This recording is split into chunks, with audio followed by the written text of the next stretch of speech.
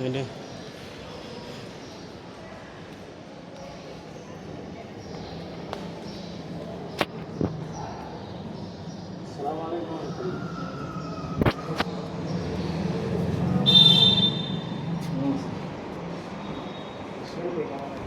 আলহামদুলিল্লাহ আমার অ্যাক্সিডেন্টের কারণে যে অবস্থা হয়েছিল সারা দেশের মুসলমানদের দোয়া আল্লাহ তাআলার মেহেরবানিতে আমি অনেকটাই সুস্থ আছি।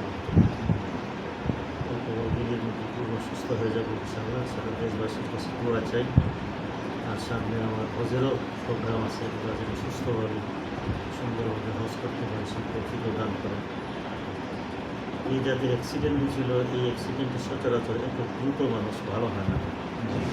বেশিরভাগ তো মারাই যায় অ্যাক্সিডেন্ট, দুটাই কোথায় গেছি, দুটাই খাতে করে গেছি।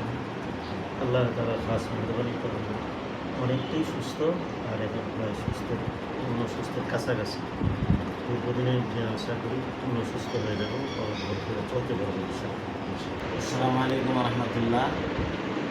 দেশ বিদেশ থেকে যারা দেখছেন সকলকে আন্তরিক মোবারকবাদ জানাই। এই মুহূর্তে আমি অবস্থান করতেছি আমাদের পুরা ব্রাহ্মণবাড়িয়া জেলার বড় হুজুর উস্তাজুল উলামা, আমাদের বড় হুজুর জামিয়া নূসিয়ার সম্মানিত বড় হুজুর আল্লামা শেখ মোবারকুল্লাহ সাহেবুল দামাতের কাছে।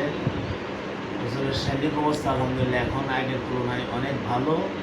আলহামদুলিল্লাহ আমরা শুনে অনেক খুশি হয়েছি। দেশবাসীর কাছে হুজুরের পক্ষ থেকে আমি দোয়া চাই, আপনারা সকলে হুজুরের নেক হায়াতের জন্য দোয়া করবেন।